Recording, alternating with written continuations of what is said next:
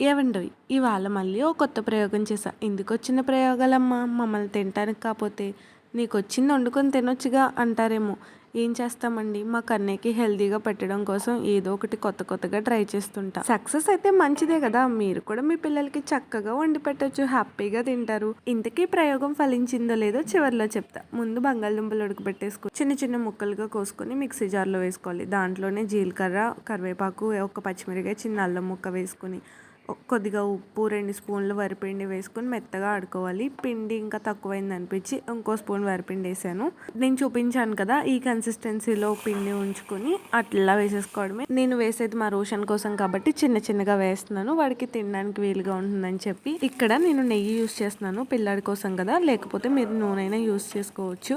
ఒక్క 2 నిమిషాలు అటు ఇటు కాలనిచ్చేసుకొని దింపేసుకోవడమే. చాలా మెత్తగా వచ్చాయి.